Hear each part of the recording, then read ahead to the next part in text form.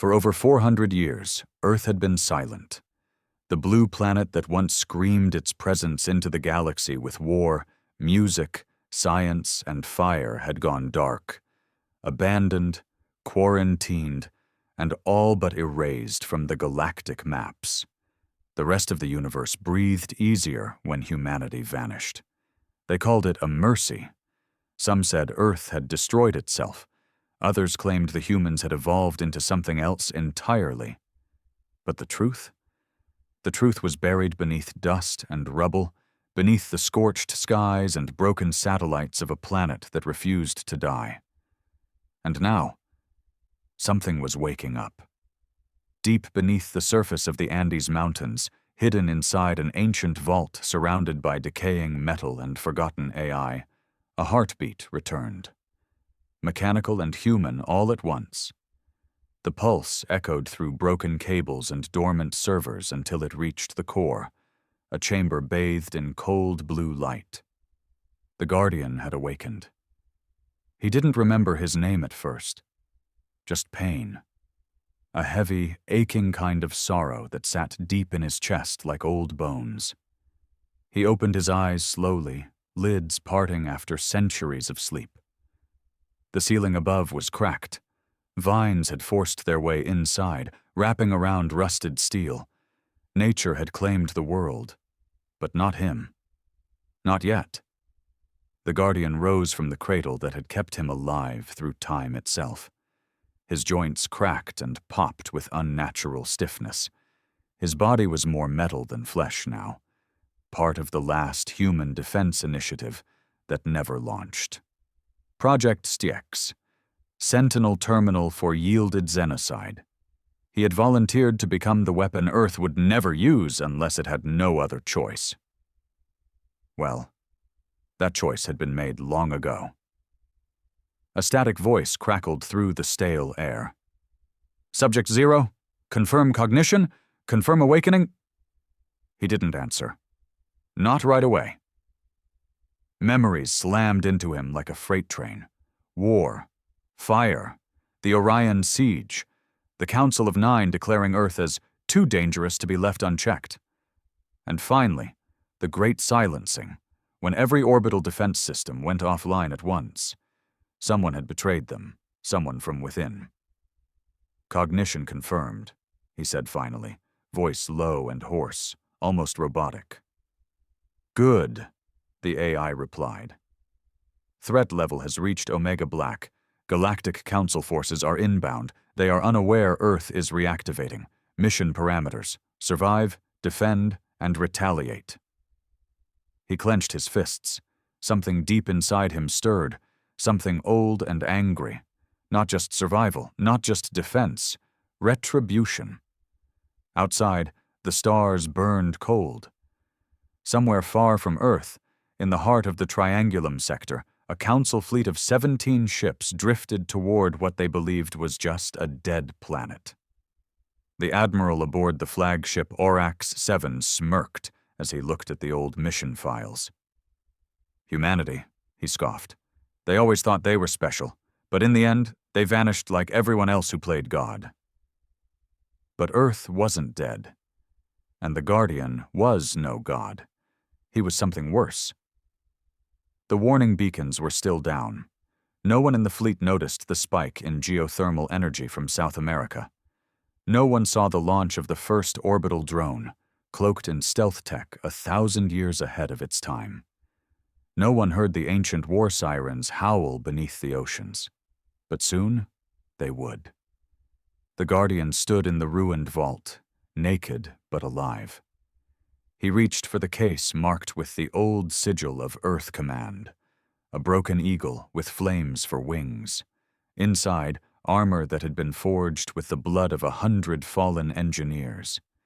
He stepped into it, piece by piece, each click and hiss of metal sealing the past back into place. He was human, he was weapon, and he was awake. The Guardian stepped out of the vault into a world that barely resembled the Earth he once knew. Trees as tall as skyscrapers towered over the ruins of cities. Nature had swallowed everything man had built. Skulls lay half buried in moss. Concrete roads were cracked open like broken bones. Yet somehow, in all this wild beauty, a cold silence hung in the air. There were no voices, no laughter, just wind, just ghosts. He paused at the edge of a collapsed overpass, eyes scanning the distant skyline of what used to be Bogota. Vines wrapped around skeletal high-rises. Drones, old Earth models, some rusted into statues, hung lifeless from tangled cables. Even the air felt different, thinner somehow, as if the planet itself hadn't quite forgiven what had been done to it. The AI in his armor, designation Warden, clicked softly in his ear. Multiple heat signatures detected underground, non-human, movement patterns inconsistent with Earth fauna. The Guardian narrowed his eyes. Scouts? Possibly. Probes sent from approaching fleet. Analysis suggests they are here to confirm extinction. Then we'll disappoint them. He dropped into a crouch, the impact shaking dust from the concrete. In moments, he disappeared into the jungle that had grown over the city, moving like a shadow through branches and rust. Every step he took woke up something old, something hidden. Deep beneath a ruined metro station, 3 alien scouts moved in silence. Their exosuits hissed softly with every step, long limbs scanning with pulsating blue lights. They weren't soldiers. They didn't need to be. Earth was supposed to be dead. Then something flickered. One of the scouts turned sharply. Energy signature detected. Carbon fusion source. Impossible. No Earth tech should be active. Before the others could respond, a shape exploded from above, metal and fury wrapped in silence. The Guardian landed hard, his blade punching through the first scout's spine before it could scream. The second raised a plasma rifle, but it was already too late. A blast of kinetic energy from the Guardian's left arm shattered the creature's chest. The third tried to run. It didn't get far. Within seconds, it lay motionless on the concrete, black blood leaking into the cracks. 3 down, Warden confirmed, voice calm. More will come. They know now. The Guardian knelt by one of the corpses. He pried open the helmet, revealing the twisted face of a Durrell, an insectoid race that had been part of the Council's execution squad during Earth's final days. He remembered them well. They had burned New Delhi, gutted London, smiled while Earth screamed. They remember us as monsters, he said quietly. Warden responded coldly. Then let them be reminded why. Back aboard the RX-7, the Council Admiral leaned forward in his chair. We've lost contact with 3 scouts. A younger officer beside him blinked. System glitch? Number something's active down there. Something old. Another officer, pale and shaking, whispered what no one wanted to say. What if it's them? The Admiral laughed bitterly. It's not. The humans are gone. But even as he said it, warning lights began to flash. Incoming transmission, encrypted, ancient, and unmistakably human. The ship's systems struggled to decode it, lines of corrupted language flashing like static. Then, through the noise, a voice, low, hollow, full of fire. You came back. You shouldn't have. The Admiral stood slowly, face draining of color. What the hell was that? Another voice replied, this time from the ship's AI. Cold, robotic, certain. Guardian-class response unit detected. Earth defense protocols reactivated. The Admiral turned to his crew. Full alert. Launch all drones, scramble fighters. If there's even one of them left, we burn the planet again. But this time, Earth was ready. And it had a name. Rain began to fall over the broken bones of Bogota, heavy and dark, like the sky was bleeding. The Guardian stood atop the old communications tower, watching as streaks of silver light burned through the atmosphere. Drop pods. Thousands of them. Council assault units descending from orbit like a rain of fire. They weren't waiting to confirm Earth's death anymore. They were coming to make sure it stayed dead. Warden spoke in a crisp, even tone. 17 ships have entered low orbit. Estimated 2,000 troops deploying in phases. Main objective, secure the planet's core and eliminate all resistance. Resistance, the Guardian muttered. They still think there's more of us. Warden paused for a millisecond. There could be. The Guardian turned. Explain. Multiple dormant facilities detected worldwide. Cryopods, weapon caches, deep bunkers sealed since the collapse. Some show signs of integrity, others may have survivors. A flicker of hope sparked and immediately burned. He remembered the last day clearly. Screams across continents. Families turned to ash.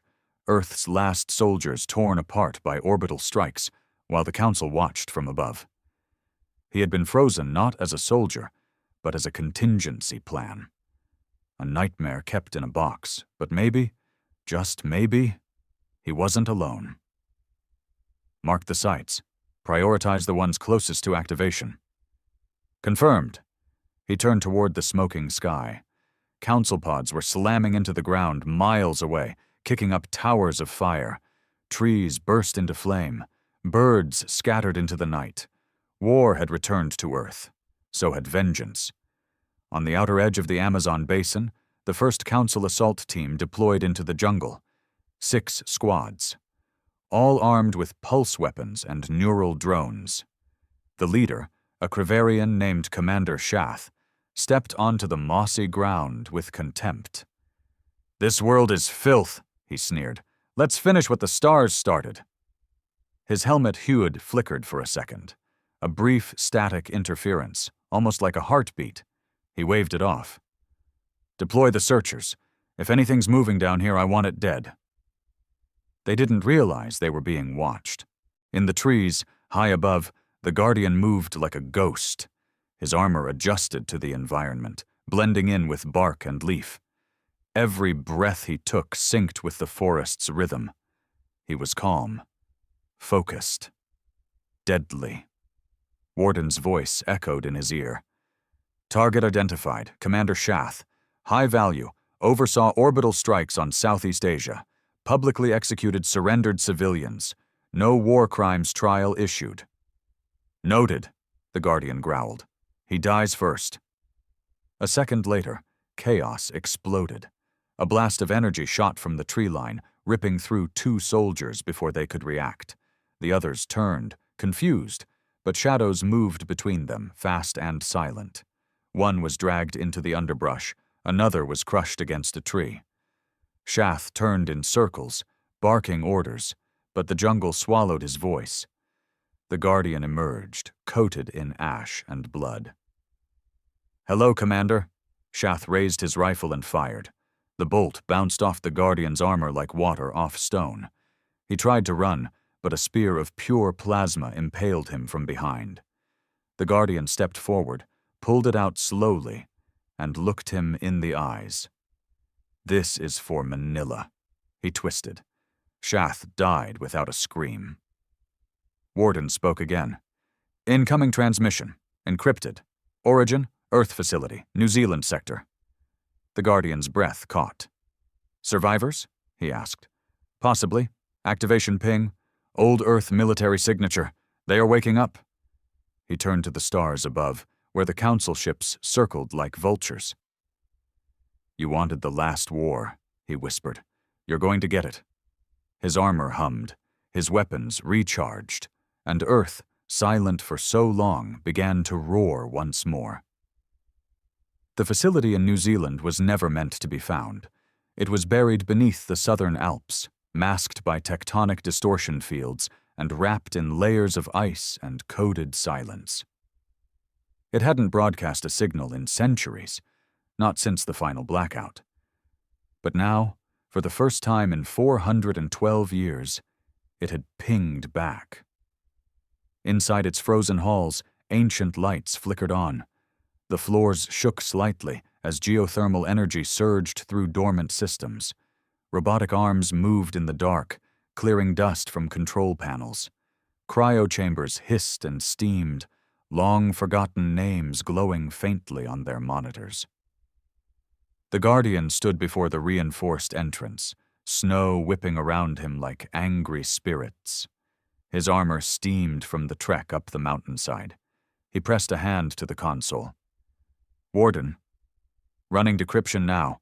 Biometric lock, authorized. Facility name, ARC-9. Last entry log, March 4th, 2213. Population, 47 cryo survivors, mostly military. Status, unknown. The door opened with a long metallic groan. Inside, it was cold and silent, almost peaceful. The Guardian walked slowly down the central hallway, his footsteps echoing off steel and frost. Rows of cryochambers lined the walls. He moved to the nearest one, wiping off the frost. A woman's face, pale, eyes closed, perfectly still. Major Isla Tran. He remembered her. Commander of the Pacific Resistance, one of the last to go under right before the Council glassed Tokyo. She had fought to the bitter end, never surrendering, never breaking. Vitals? He asked. Stable, Warden confirmed. Minimal brain degradation. Pod integrity holding. Revival possible. The Guardian nodded. Begin wake-up sequence. The pod hissed, lights turning orange. Systems purged cryofluid. Ayla's chest began to rise. Her eyelids fluttered. He stood silently, watching her return from the dead. Then, her eyes snapped open, and she screamed. A reflexive panic kicked in. Her hand slammed against the pod walls, body shaking, lungs gasping for air. She thrashed until her eyes finally focused on the figure standing before her. Recognition dawned slowly. Zero? She rasped, voice dry and broken. Is it really you? Yes, he said softly. You're safe. She coughed, sitting up. Safe? On Earth? Are you insane? He didn't answer right away. Instead, he helped her out of the pod. Her legs barely held her weight. Others? She asked. 47. You're the first. Warden chimed in. Initiating mass revival. Estimated time 5 minutes. Stand by. Isla steadied herself, looking around at the still sleeping chambers. We weren't supposed to wake up unless... The Council is back, the Guardian said. Her face darkened. They're not just watching this time, he continued. They're here, on the ground. I've already killed 2 scout teams and a commander. They know something's active. Ayla clenched her fists. Then it's time to remind them what Earth can do. Slowly, one by one, the pods began to open. Soldiers, engineers, tacticians, ghosts of humanity's last defense. They emerged into the cold with wild eyes and raw memories. Some cried. Others vomited. A few dropped to their knees and prayed. The Guardian stood in the middle of them all, silent. You're all that's left, he said. The world has changed, but the enemy hasn't. The Council's fleet is in orbit. Their boots are on our soil. They thought Earth would stay buried. They thought we would forget. Ayla stepped beside him, voice stronger now. We didn't forget. We endured, and now we fight. Someone in the crowd shouted, What do we have to fight with? Sticks and memories. The Guardian raised his hand. A hologram burst to life. Schematics, weapon caches, satellite weapons that still orbited above, cloaked and waiting. You have me, he said. And you have vengeance. Warden's voice interrupted. Warning, orbital strike signatures detected. The Council is targeting this facility. Ayla looked around. We just woke up. They want us dead before we remember how to kill, the Guardian replied. He turned to the crowd. You have 3 minutes to gear up. After that, we go underground. And above, in the sky, fire began to fall again. The first blast hit just outside the facility, a white-hot beam of plasma that turned a mountainside into molten rock. The ground buckled, ice cracked like thunder, The once peaceful peaks erupted into chaos. Inside ARK-9, alarms screamed. Isla was already in motion, tossing weapons from unlocked vaults to soldiers barely 2 minutes awake. The Guardian moved like a storm through the confusion, calibrating kinetic rifles, activating shield drones, and shouting orders like muscle memory. "Defensive protocols online," Warden called. "Auto turrets at entry points. Shield generators charged to 76%. Structural collapse imminent in 7 minutes." "Hold the outer wall," the Guardian barked. "We fall back in phases." Another strike landed, closer this time. The blast wave knocked 3 of the newly awakened off their feet. A soldier screamed, clutching a broken leg. Ayla grabbed him, dragged him behind cover, and tossed a medpack his way without missing a beat. "Tell me this place has a tunnel," she snapped at the Guardian. "It's Earth," he said. "We always dig deep." He slammed his fist into the emergency console. A section of floor in the main chamber split apart, revealing a metal staircase spiraling down into darkness. The old escape tunnels, forgotten by time, missed by council scans. "Everyone move," Ayla ordered. "Leave nothing behind. We're ghosts now." As the last soldier descended, the Guardian remained. He activated the last failsafe on the console. "Detonation in 90 seconds, Warden confirmed. He looked around once more at the place that had kept Earth's hope frozen. Then he followed them into the dark. Beneath the mountains, the survivors marched through damp tunnels carved during the old resistance. Crude markings lined the walls, directions, warnings, old code words scratched by desperate hands long dead. The Guardian walked up front, silent. Ayla beside him, breathing hard. "We need to find a stronghold, somewhere to regroup. This many bodies can't stay underground long." "I know a place," he said, "but it's a long way from here, and it's not going to welcome us back easily." "Where?" "Atlantica." She stopped in her tracks. "You're insane. That place was a myth even before the fall." He turned. "It wasn't a myth. I built it." Far above Earth, aboard the council ship Vireth's Hand, Admiral Tholos studied the charred satellite image of ARK-9. His lips curled in satisfaction. "Facility destroyed. No life signs remain." His second-in-command shifted nervously. "What if they escaped underground? The human Guardian? We have confirmation it was him." Tholos sneered. "A relic. One soldier doesn't matter." But even as he said it, another officer ran into the bridge, pale with panic. "Sir, 4 outposts gone dark. Drone squads wiped out. We're losing troops in the Amazon and Sahara sectors. It's spreading." "Impossible," Tholos snapped. "We wiped them out. We burned them." "Yes, sir," the officer stammered. "But they're fighting like they remember." In the tunnels, the survivors finally reached a massive steel door, sealed with layers of old AI locks, symbols from a lost era. The Guardian placed his palm on the reader. Warden's voice chimed in. "Access granted. Welcome home." With a heavy groan, the door slid open, revealing a vast chamber of glowing blue lights, dormant mechs, armored suits, cryo-weapons, and rows upon rows of unmarked caskets.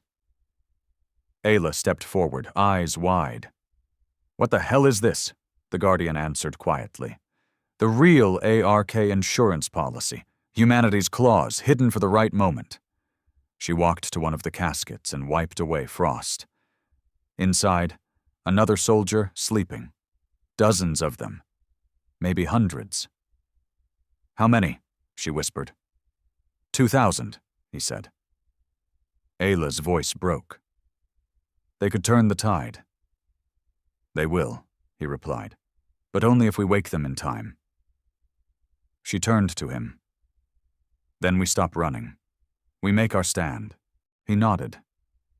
"Tell the stars," he said, voice low with fire, "that Earth is awake." The hangar was alive with forgotten power. Blue light shimmered across the sleeping giants. Exosuits the size of tanks, lined up like silent sentinels. The Guardian moved through them with quiet reverence. Each one had a name etched into its armor. Not serial numbers.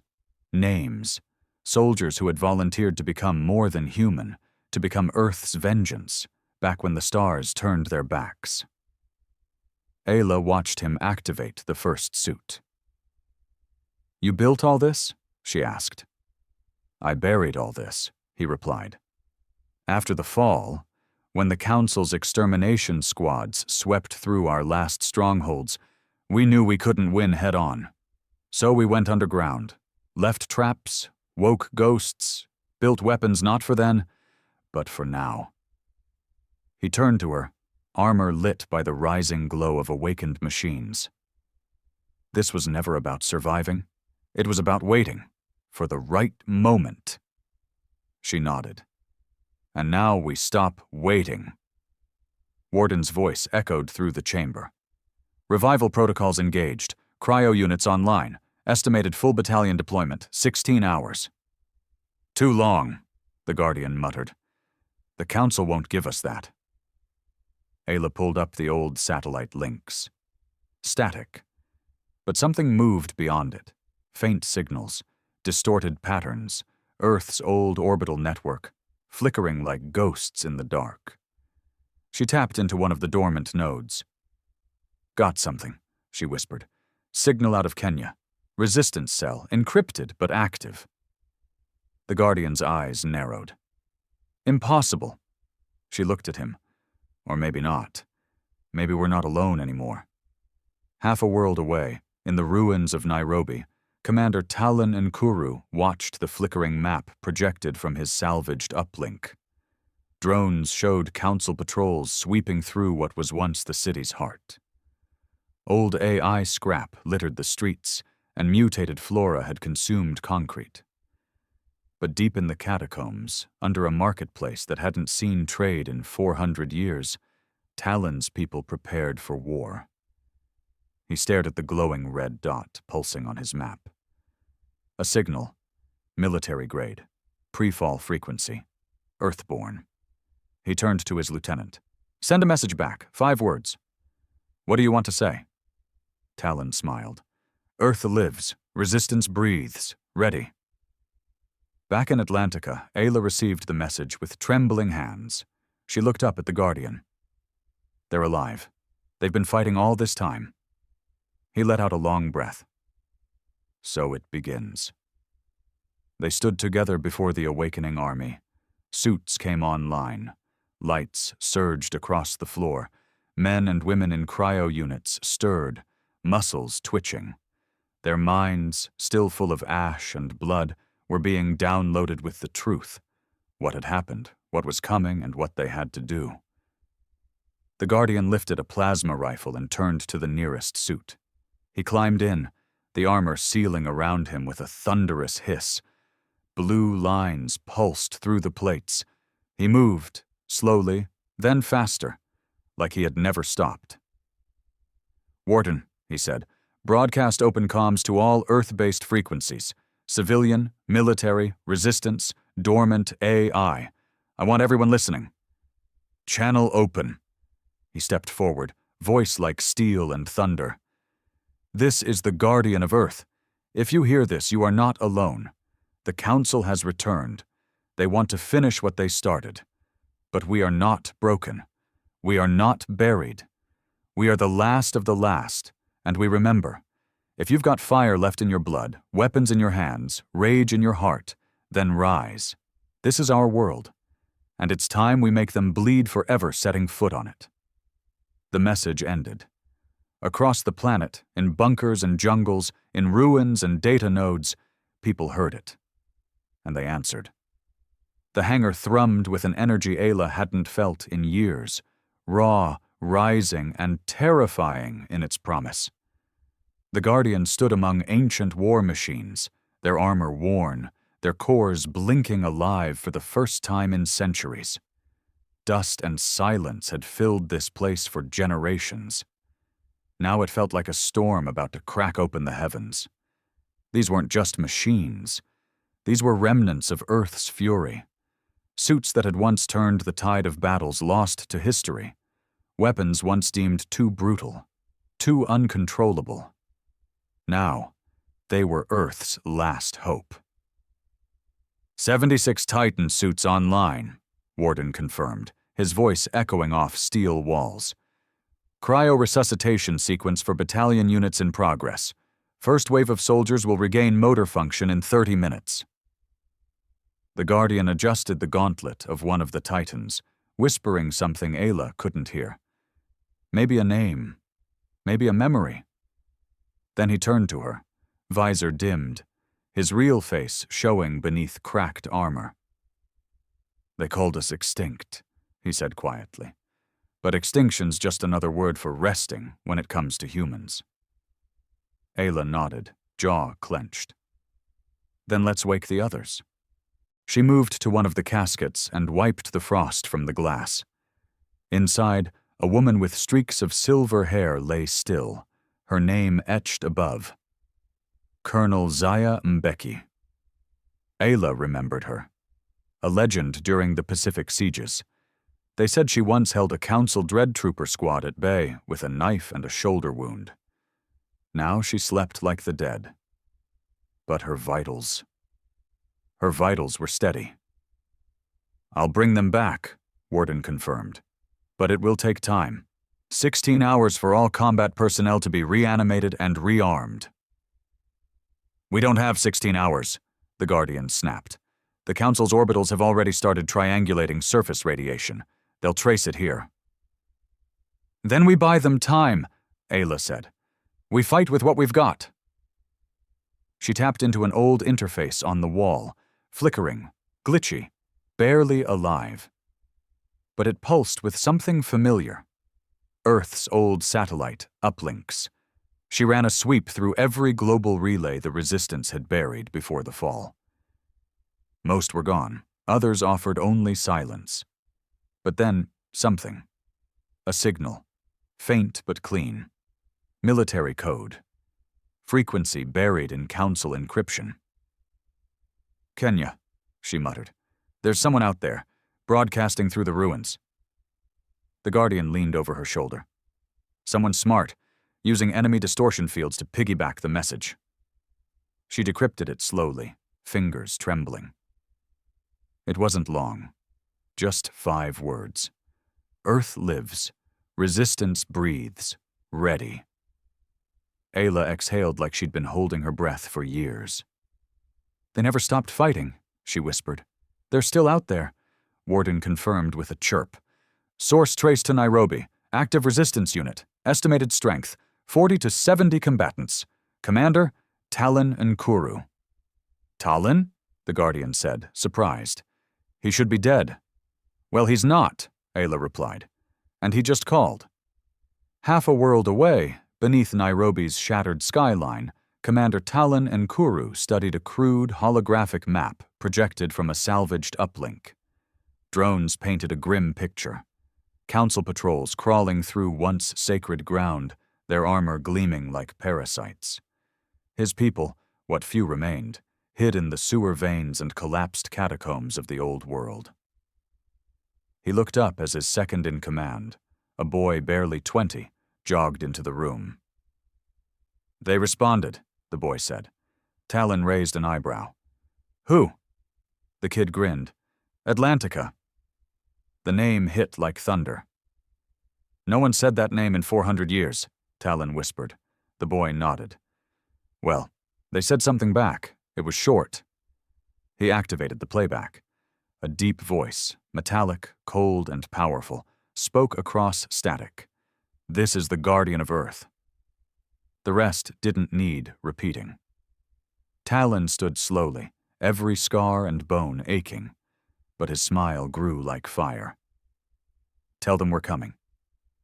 Back in Atlantica, Ayla stood beside the Guardian as he faced the awakening soldiers. One by one, the cryopods hissed open. Men and women coughed, gasped, and blinked against the harsh light. Each one had faced death centuries ago, and now they were reborn into another war. "This is our army," Ayla said, eyes burning, "and we're not alone." The Guardian nodded. "Then it's time," he said. "Broadcast me, all channels." Warden's systems whirred to life. A moment later, his voice thundered across Earth. "This is the Guardian of Earth. If you hear this, you are not alone. The Council has returned. They want to finish what they started. But we are not broken. We are not buried. We are the last of the last, and we remember. If you've got fire left in your blood, weapons in your hands, rage in your heart, then rise. This is our world, and it's time we make them bleed forever setting foot on it." And somewhere, far above, Council fleets paused, because Earth had just whispered back, "Come get us." The storm rose from Earth like a wrathful scream. In low orbit, the Council's observation fleet floated silent, unaware of the ancient fury stirring below. Scout ships scanned continents, detecting what they thought were only geothermal surges and tectonic anomalies. They saw heat, but not the heart. They saw radiation, but not rage. They had grown arrogant, believing humanity broken beyond recovery. But now Earth's voice was war, and the sky was about to burn. From the depths of Atlantica, massive electromagnetic pulses burst upward, tamed chaos wrapped in ancient tech. Council drones blinked offline mid-air, their circuits fried before they could scream. One of the orbital defense cruisers lurched, lights flickering, alarms blaring as systems died without warning. "What's happening down there?" barked Commander Rethkal aboard the Varnaxis, the largest of the orbital fleet. "Localized energy signatures increasing exponentially," his science officer reported. "But this can't be natural. It's targeted. It's warfare." "From Earth?" "Number from something buried beneath Earth." Rethkal snarled. "Send everything, all atmospheric hunters. I want that surge crushed." But they were already too late. The Guardian led the first charge. In his Titan suit, cloaked with plasma-reactive plates and humming with centuries-old vengeance, he launched from the inner Earth toward the sky. Others followed. 20, then 50. Then the full might of the resurrected battalion. Isla rode just behind him, piloting a sleek skirmisher mech with rail cannons mounted to its shoulders.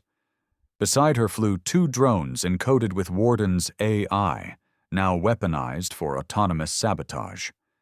The Resistance had upgraded while sleeping. Above them, streaks of fire crossed the sky, Council hunter ships descending like vultures. The old battleships still held power. Their energy weapons could level cities.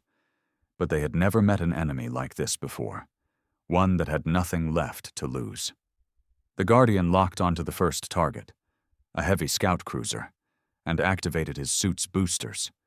His armor screamed through the upper atmosphere as he slammed into its hull with the force of a meteor. Metal shrieked. Enemy troops scrambled inside. The Guardian didn't hesitate. Plasma blades ignited along his arms, slicing through the hull like paper. Inside the ship, Council soldiers barely had time to aim before he tore them apart in a whirlwind of heat and fury.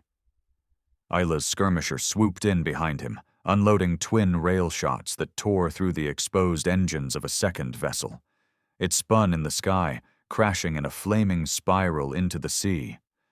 Down below, in Nairobi, Commander Talon's forces surged into the open, armed with ancient pulse rifles and reverse-engineered alien tech. They joined with resistance cells from Egypt, Tanzania, and the Congo, all awakened by the Guardian's call. Skirmishes lit the African continent like wildfires, each one another crack in the Council's grip. "Warden," the Guardian called through the haze of fire and debris. "Status on the orbital disruptor?" 83% charged, Warden replied. "Time to atmospheric burst, 3 minutes. Then let's keep them occupied."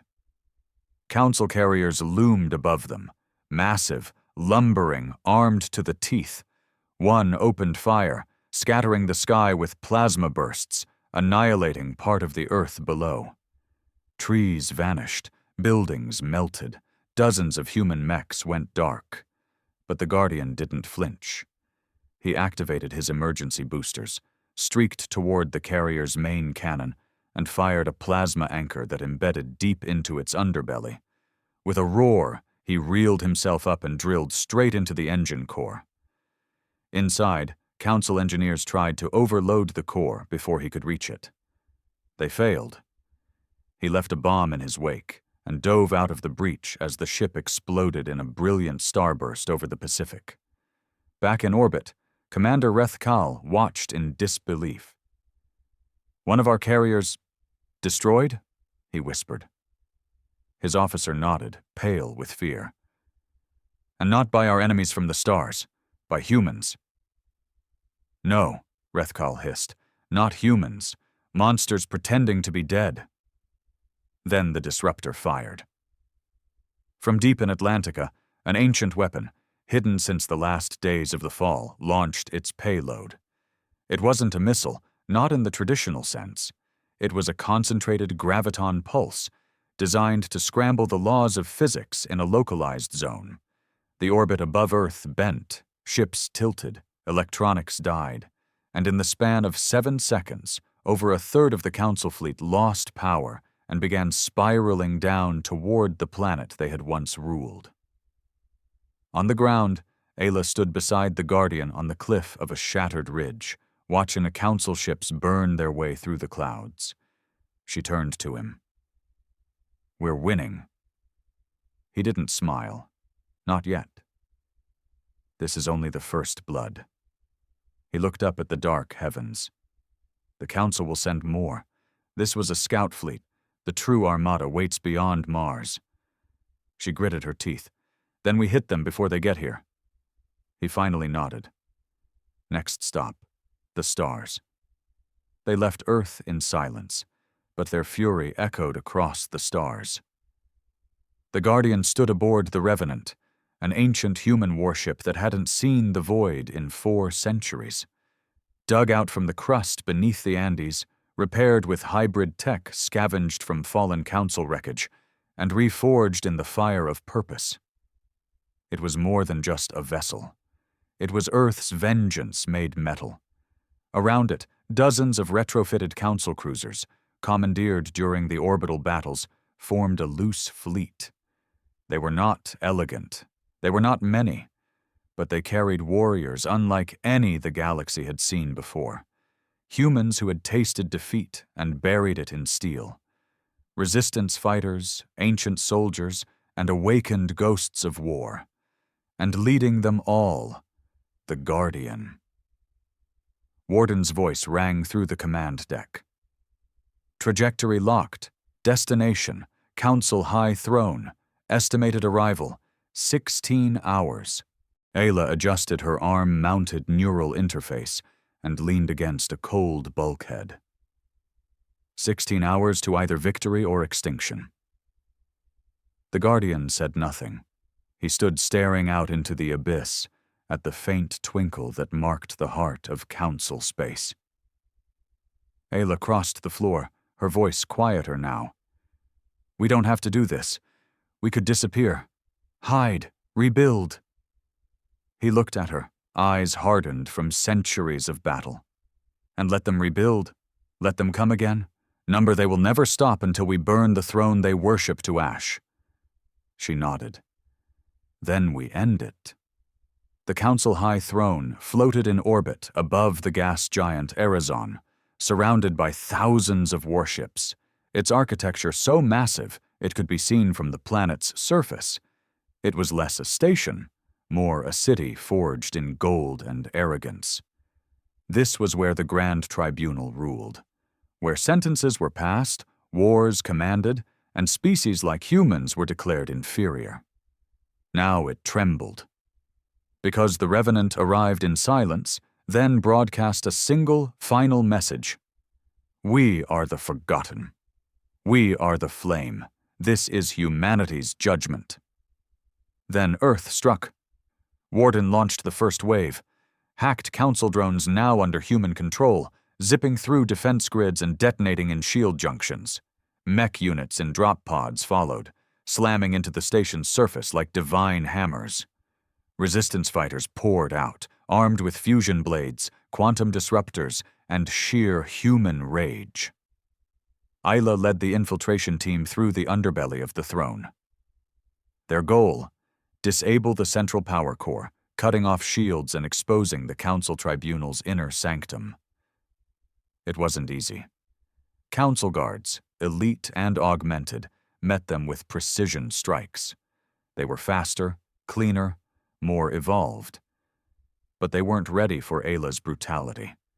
For the raw, messy chaos of a human brawler who'd survived genocide. She gutted one with a plasma spike, shot another mid-dash, and then shoved a detonator into a third's mouth before kicking him back down a corridor.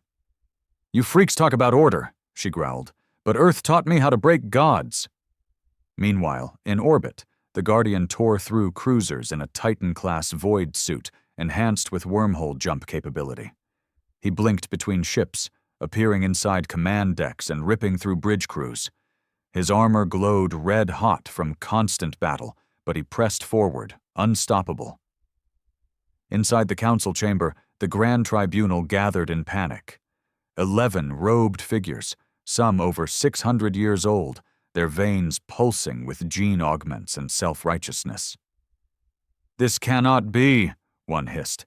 "They were supposed to be extinct." A heavy thud shattered the chamber doors. The Guardian stepped inside, his armor smoking, blade dragging across the floor. "We were asleep," he said. "Not gone." One of the tribunal members raised a hand to summon guards, but a rail shot punched through his skull before he could speak. Ayla entered behind the Guardian, bloodied and grinning. "Your empire ends today," she said. The tribunal tried to flee. They screamed commands, summoned drones, activated security systems. It didn't matter. The humans didn't come for negotiation. They came to erase the past. The Guardian walked to the central dais, where the Council's emblem glowed. With a single strike, he shattered it. Warden activated the final protocol. Deep within the station's core, explosive charges detonated.